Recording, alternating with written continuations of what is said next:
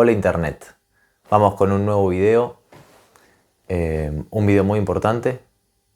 Hoy voy a hablar de un texto que creo que es lo más importante que leí en el último tiempo, que me abrió los ojos a una realidad de lo que está pasando y de la vida en la ciudad y de gran parte de nuestros conflictos internos. El libro es Sobre el amor de Carl Jung.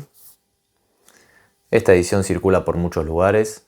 No me interesa tanto la parte del amor, sino que tiene un segundo texto que se llama Presente y Futuro.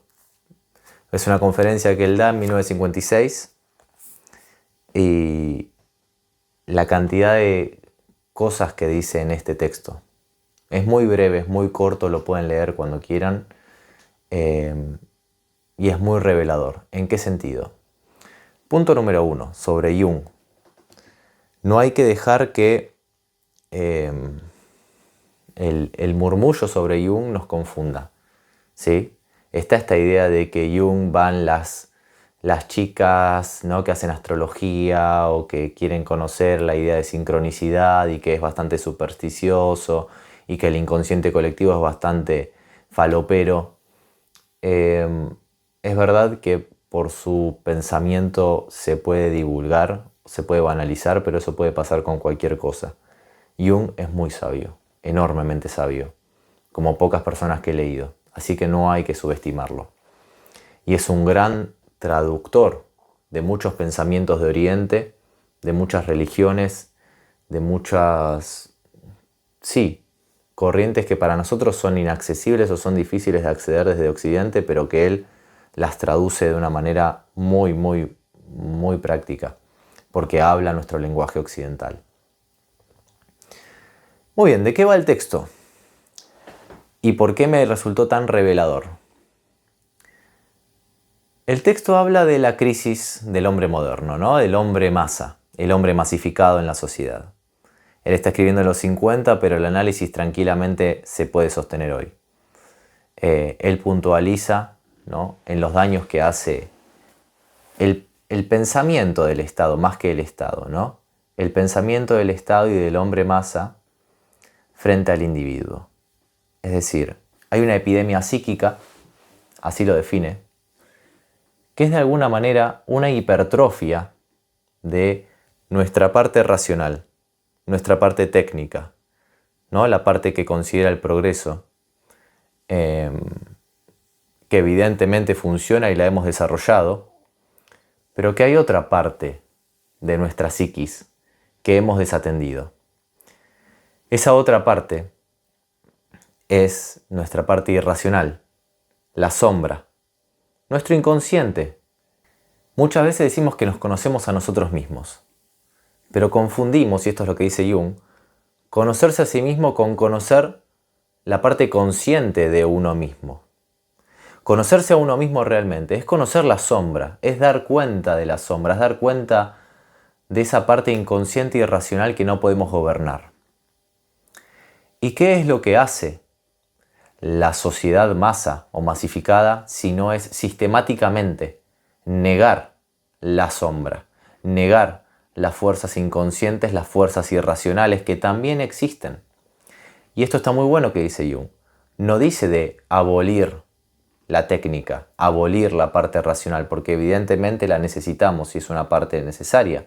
La parte conceptual, la parte científica nos permite lograr un montón de cosas. Pero si eso es negar la otra parte, ya vemos lo que sucede. Una neurosis que atraviesa todo el campo social, conflictos, ¿no?, angustias, y que irse al otro extremo tampoco es bueno, negar la razón. Entonces, habría que darle un poco de espacio a esa otra parte. ¿Cuál fue el clásico recurso de la humanidad para acceder a esa otra parte? Bueno, ya lo supondrán. La religión. La religión que conecta al hombre con esa otra parte, que la razón nunca va a poder explicar, que para la razón siempre va a ser ridículo y va a ser absurdo, ¿no? Creer en otra cosa o tener una relación con algo más allá, no propio de este mundo. Pero ¿qué sucede? Sistemáticamente durante los últimos siglos se ha atacado esa vocación del hombre. Se ha atacado esa tendencia a buscar algo más fuera de este mundo. ¿Y qué dice el discurso de la masa? El discurso del sentido común, el discurso del Estado, de los gobernantes, de los oprimidos también, que este es el mundo, que no hay nada más allá de este mundo. Entonces, ¿qué sucede? Te han convencido, nos han convencido a todos, de que esta es la realidad. Entonces empezamos a estar ahogados de realidad, de esta realidad, porque no hay nada que nos permita enfrentar esta realidad si me has atado a esta realidad, a que somos factores económicos, estadísticos, ¿no? Que vos no podés nada porque la masa está por encima, o los gobiernos están por encima, o los poderes financieros están por encima, poné lo que quieras, pero vos no podés nada como individuo. Lo que me abrió los ojos de leer este texto es de repente ver que un individuo o un hombre que cree en algo que no es de este mundo, que no es de la realidad concreta, cotidiana, es decir, alguien que no cree solamente en las facturas y en las tarjetas de crédito y en los pasajes de avión, sino que se conecta con otra realidad, con otra dimensión, de repente es más difícil de disciplinar, de repente es más difícil de gobernar o de dominar.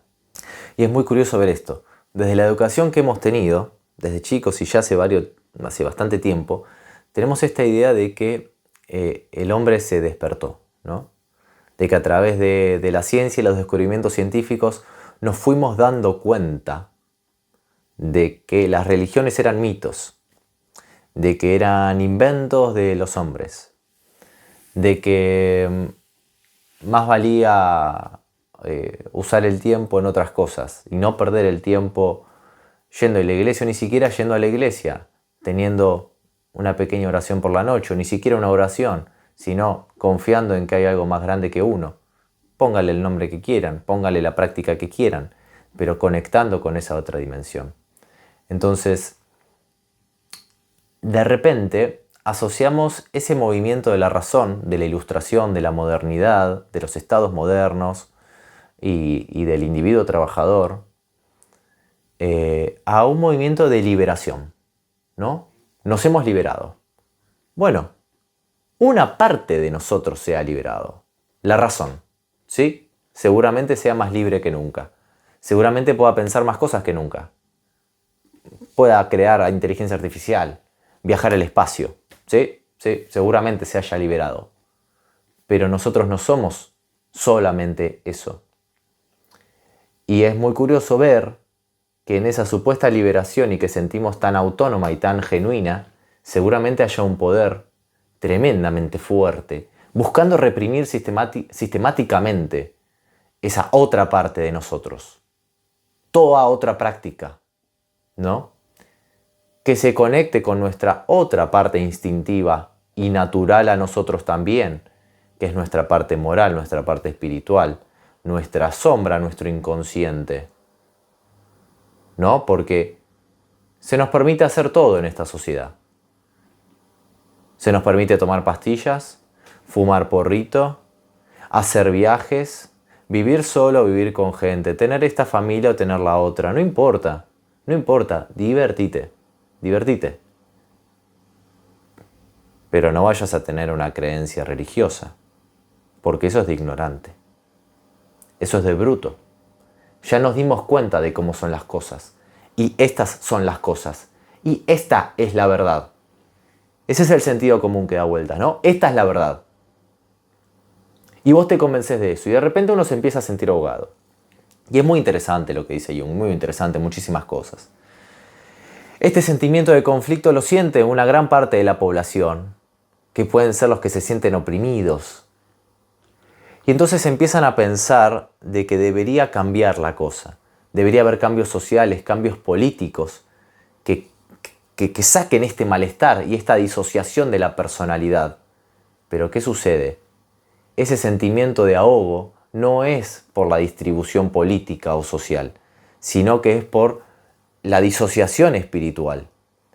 ¿no? Donde se pierde la relación con esa otra parte, vas a querer volcarlo en la realidad, vas a pensar que cambiando cosas de la realidad vas a subsanar eso, pero no lo vas a subsanar nunca porque siempre estás de este lado.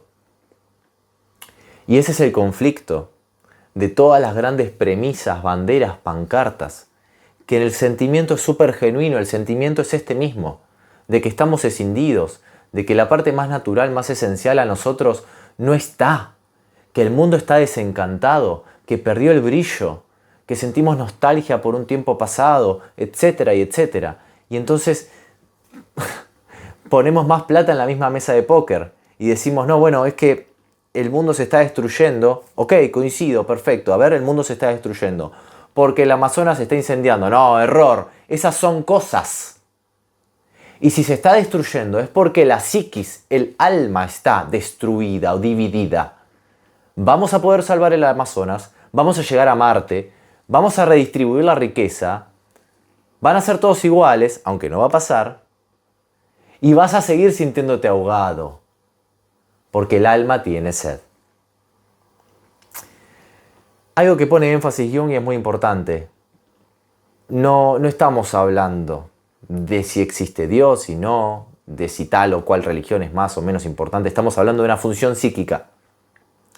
Hay muchas formas de canalizarlo. Hay gente muy comprometida políticamente que muchas veces canaliza, sobrecompensa esta sensación, esta parte espiritual en grandes ideales. Lo que pasa es que tienen vuelo corto, porque siguen remitiéndose a este mundo y por lo tanto siempre van a ser impotentes, incompletas. Y tienen la tendencia a generar fanatismos y a generar señalamientos de buenos y malos, ¿no?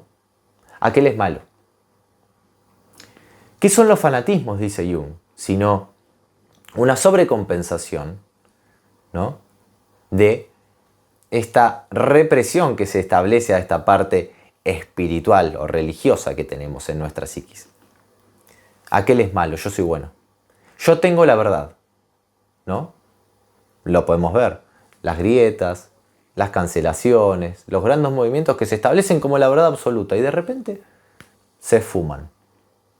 Bueno, porque estaban atados a muchas sobrecompensaciones. Estoy siendo bastante desordenado, pero bueno, vamos trabajando el texto de a poco, ¿no? Entonces, Jung habla de que no hay que confundir conocimiento y comprensión. Con la razón podemos conocer las cosas, conocer la sociedad, y los sociólogos, las ciencias sociales, pueden conocer muchas cosas de la sociedad, pero nunca pueden comprender al individuo. Y Jung resalta y defiende el individuo porque es en el individuo donde ocurre la vida, en definitiva. Es en el individuo donde hay un buen acto o hay un mal acto, ¿no? Es en el individuo, en la personalidad, donde se expresa lo que sea que pueda expresar el hombre. ¿Qué es la sociedad? ¿Qué es el Estado? ¿Qué es el hombre masa? Y el diagnóstico de Jung no lo dice con estas palabras, pero es muy interesante. El comunismo triunfó. El sentido común de que el individuo, de que vos no podés nada frente a la masa, triunfó. Y que la distinción, la falsa distinción, la disputa siempre racional entre comunismo y capitalismo, derecha, izquierda, no es tal, es una mentira. Ya sea Milei, Cristina, Trump, cualquier gobernador europeo, cualquier estado occidental, no hablo de Oriente porque no conozco, pero debe ser lo mismo. Están todos del mismo lado. Es el comunismo triunfando. Y el comunismo triunfó y tenía razón Marx. Tenía razón Marx. Iba a triunfar. ¿Y triunfar qué es? Triunfar de esta manera psíquica. Que es que todos estamos convencidos de que la masa es más que nosotros. De que no podemos nada, de que la personalidad es nada. Y de que es este materialismo, ¿no? Y que cualquier tipo de vínculo con la otra parte nuestra es opio para los pueblos, es ignorancia, ¿no? Y partimos de este prejuicio de que los hombres del pasado no saben nada. O sea, del 1500 para atrás nadie sabía nada. Mirá vos, qué pedantería, ¿no? Eran todos brutos, todos ignorantes. Pero después recuperamos pueblos originarios y nos gustan cultos locales porque son locales y que no tenían mitologías también, no tenían relaciones con esa otra parte. Y no decimos que antes se vivía mejor y por qué se vivía mejor. Y porque se vinculaban con eso, ¿no? Nos hemos sobregirado. La razón es maravillosa y no tenemos que abandonarla. Pero nos hemos sobregirado y eso es lo que dice Jung. Y es patente todo el sufrimiento que nos genera. Entonces, ¿qué pasa si de repente una convicción religiosa o una creencia en algo que no es de este mundo empieza a ser un principio de resistencia política? Donde dejas de ser servil a este sentido común que se instaló y que te ahoga y te oprime, ¿no? Es terrible. Esta es la realidad, mamita querida. Y en ese punto se encuentran todos. Se encuentra cualquier marxista con cualquier otro. Entonces la verdadera disputa no sería capitalismo o comunismo, eso va de la mano, sino que sería hombre masa, individuo, o racionalidad y espíritu o sombra, o consciente e inconsciente. Y que es muy importante saber que no se puede negar el mal. El mal está, la sombra está. Y siempre que vos quieras negarlo y decir yo soy el bueno y vos sos el malo, la sombra te va a venir a buscar. La sombra vuelve, siempre vuelve. Que son nuestras fuerzas instintivas, primitivas, no es nada místico. Lo podemos ver en cualquier lado.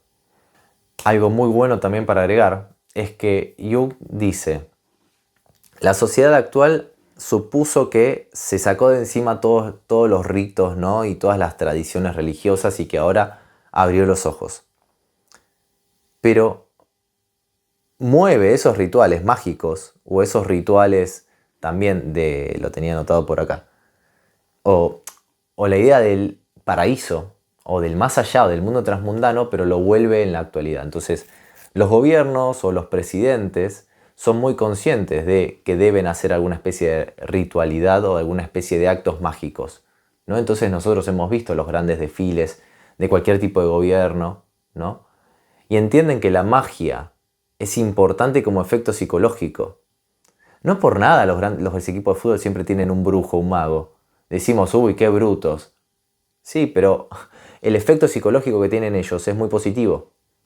Entonces, antes de decir si eso tiene sentido o no tiene sentido, pensemos en si tiene sentido práctico o un efecto psicológico positivo, ¿no? Seguramente todos los jugadores que salieron campeón del mundo con Argentina, la gran mayoría son creyentes, o si no son creyentes tienen un montón de cábulas, un montón de pequeños actos mágicos, rituales, que los ayudan a entrar en la zona y tener una confianza en sí mismos.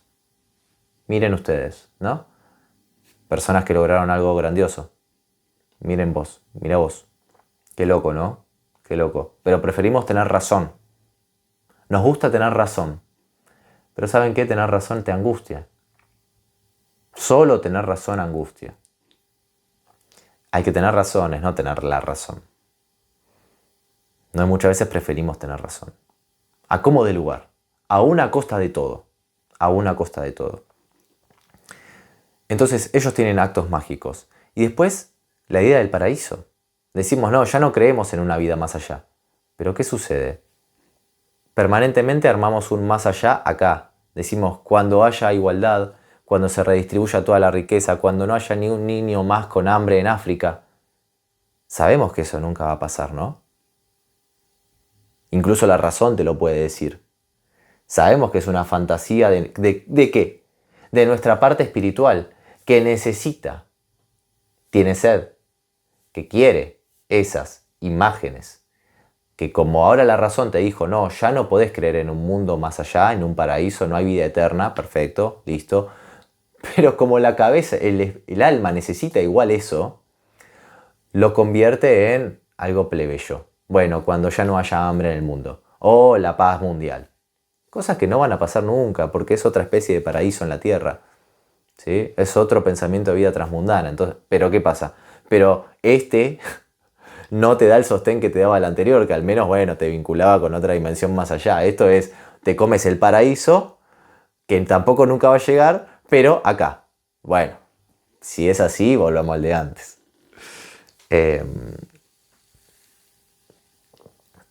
Lo que es interesante es que no hay una mera inocencia en Jung. No es simplemente ir a la iglesia, porque la institución también puede generar, y ha generado, fanatismos, oscurantismos, ataques a la razón que tampoco son positivos. Y recalca Jung que lo importante es que el individuo pueda tener una experiencia íntima religiosa, ¿no? Una experiencia íntima con Dios, o ponerle el nombre que quieras a eso del otro lado. No una experiencia, digamos, de rebaño dentro de la iglesia, porque ahí tampoco hay experiencia íntima y ahí es solamente repetición, propaganda y las otras cosas que también son nocivas para el desarrollo espiritual del hombre. Otra prueba en la era moderna de que esta parte ha quedado escindida y no ha encontrado su lugar es, por ejemplo, el auge del psicoanálisis, el auge de las terapias, de los psicólogos. Todos lo ponemos como un sentido común de que está bueno. Bueno, pero ¿qué es eso? Es que el hombre olfatea de que hay algo que está medio podrido y que más vale que lo atendamos. ¿Cómo lo atendemos? Bueno, todos vamos al psicólogo, ¿no? Todos van al psicólogo, todos van a algo. O al psiquiatra, o a cualquier terapia alternativa. Todos tratamos de atender el alma. Esa otra parte. Pero ¿qué pasa? Muchas veces nos llevan a un lugar muy plebeyo, ¿no? Toda esta idea de Freud de que, si es que estamos en terapia freudiana, si son las que más éxito han tenido, de que nuestros deseos o nuestras pulsiones o nuestros más altos ideales remiten a instintos sexuales, es decir, objetivos, en definitiva físicos prácticamente, ¿no? O que todos remiten a relaciones con madre o con padre, ¿no? Y te deja atrapado en un fuero familiar. Bueno, ahí no hay apertura. No hay apertura a algo más allá, sino que te deja atadito. Te deja atadito. Pero hay que desatarse. Entonces, si bien el psicoanálisis está sirviendo ahí está bien la crítica que se le hace al psicoanálisis, ¿no? Es un dique de contención burgués. Es decir, están del lado comunista de la vida, ¿no? Que atienden hasta ahí nomás al individuo, lo siguen dejando solo, ¿sí? En pos de la masa. Entonces, lo importante es vincularse con el misterio, en definitiva. Traduciendo todo, lo importante es revincularse con el misterio. Hay varias vías. La más tradicional es la religión, es la que estamos hablando, que puede ser alguien que a la noche, a las 12 de la noche antes de acostarse, conecta 10 minutos con otra cosa, que no es de este mundo, y que nadie lo puede convencer de que no es así, y que nadie va a venir a decirle que pague las facturas. La religión es una. El arte seguramente sea el gran canalizador durante toda la modernidad de todo esto, ¿no? Caída la figura de Dios, crece la figura de el arte como una expresión muy importante. A través del arte se puede llegar, a través de la filosofía tal vez, pero en el fondo todas remiten a ese aspecto religioso y ese aspecto de Dios como una función psíquica. Entonces, me parece que el diagnóstico es crudo, que es que nos han hecho entrar en razón, literalmente, te han convencido de que este es el mundo, te han convencido de que estás ahogado de realidad y de que esta es toda la realidad a la que podés aspirar. Y el mundo se hace chiquito, muy chiquito, muy chiquito. ¿Por qué? Porque te fascinás con entrar en razón. Te fascinás con entrar en razón con los demás y que todos tengan razón junto con vos. Un instinto de rebaño te lleva a ese lugar de asumir la realidad ciegamente. Pero si nos defendemos y conectamos con algo que no es de este mundo, si quieren digámoslo trascendente, poné lo que quieras ahí. No te estoy diciendo qué, pero poné algo ahí. Porque tu alma tiene sed, el alma de todos tiene sed. ¿Sí? Entonces pongan algo ahí, porque si no te dejas llevar puesto por estos poderes que te afirman que lo único que hay es la realidad, que lo único que hay es la materia, que lo único que hay es la masa, y que lo único por lo que podés pelear son también cosas de este mundo. El hambre, el medio ambiente, reciclar. Y vos sabés que eso no satisface tu alma, y eso es lo que olemos todo el tiempo de que huele mal, no satisface, porque es otra cosa lo que nos genera el conflicto, ¿no? Nosotros podemos salvar todas las cosas, pero si no descuidamos el aspecto psíquico del hombre, el espíritu, no vamos a ningún lado. Y preocuparse por el hombre es preocuparse por un individuo o por el individuo, no por la masa, que no existe y que se usa de una forma para tiranizar. Me parece que este es el trasfondo espiritual del gran problema que muchas veces detectamos en grandes discursos que quieren aplastar, en discursos estatales, en discursos de los poderes. Y que son poderes sutiles también, ¿no? Muy, muy, muy, muy sutiles. Tan bien intencionados, tan bien pensantes. Ay, no, pero es obvio que eso es irracional. Es obvio que no tiene sentido. Sí. ¿Y? Qué fuerte, ¿no? Si alguien que viene a conquistarte o a dominarte, o a que vivas como él quiere que vivas, cuando te quiere esgrimir una razón, vos le digas, sí, pero yo no respondo a razones. Eso es lo que hace Antígona frente al rey cuando ella quiere enterrar a su hermano. Antígona quiere enterrar a su hermano y la ley no la quiere permitir, no la quiere dejar, el rey. Y Antígona le dice, sí, vos no me querés dejar, pero yo no respondo a vos. Yo respondo a una ley más alta y más antigua que vos, la de los dioses.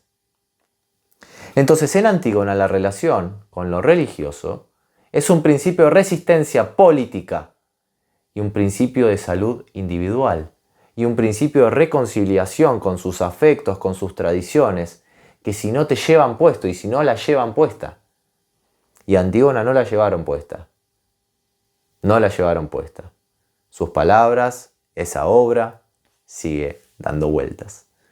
Entonces, no es solo un principio de resistencia individual, sino que es resistencia política. Y toda resistencia política no es más que individual.